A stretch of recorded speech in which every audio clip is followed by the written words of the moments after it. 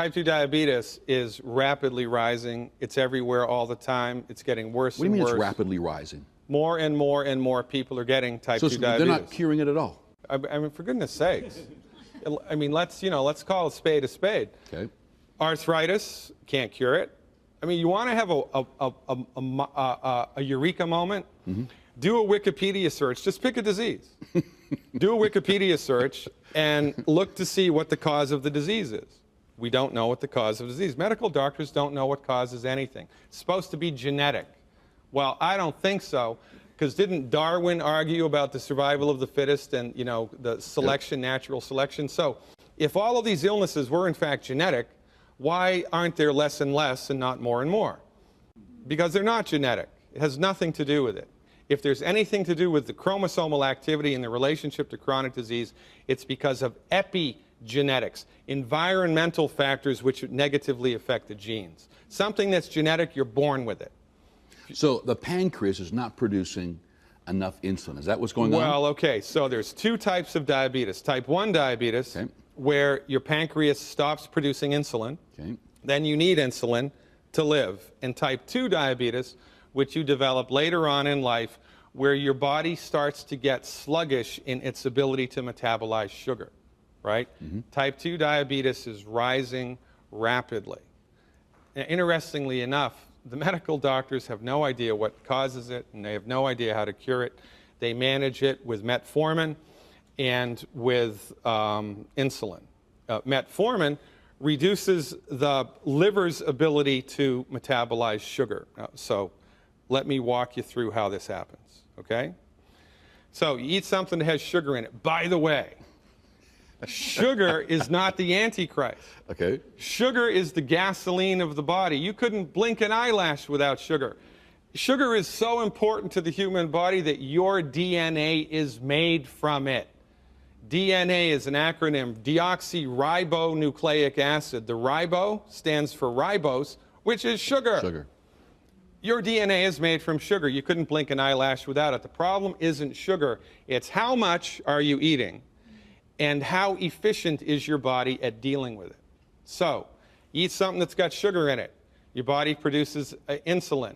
Insulin floats through the blood, binds to the cell walls. How does it know how to do that?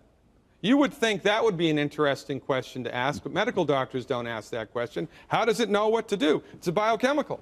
How does it know where to go and what to do? Well, I'll tell you how it knows where to go and what to do, because there's divine intelligence guiding it, period. So insulin floats through the blood, binds to a cell wall. There's a little receptor on the cell wall that's specific just for insulin.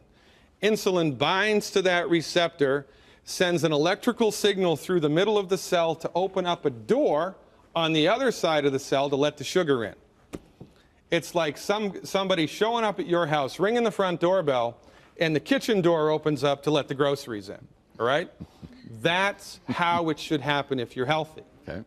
But in order for that signal to go through and open up the sugar door, minerals need to be present inside the cell. So we're back to minerals. It's a big deal, man. 2 minerals specifically, vanadium and chromium, but there's about 25 other minerals that are at play also. So if this is how many minerals your body needs, but this is how many are in the body because they're not in the food like they used to be, then the insulin binds to the cell wall, tries to send a signal to open up the sugar door, but it gets interrupted. The sugar door stays closed. So what does the body do?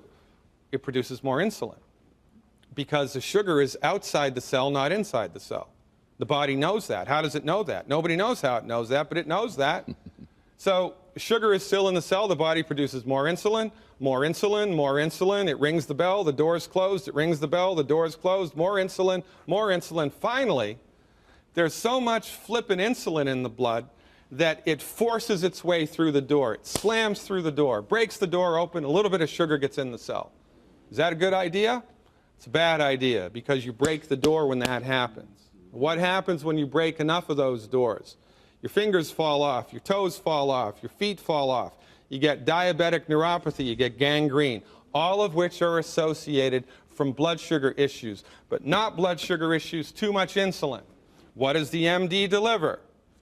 Insulin to somebody who's type 2 diabetic.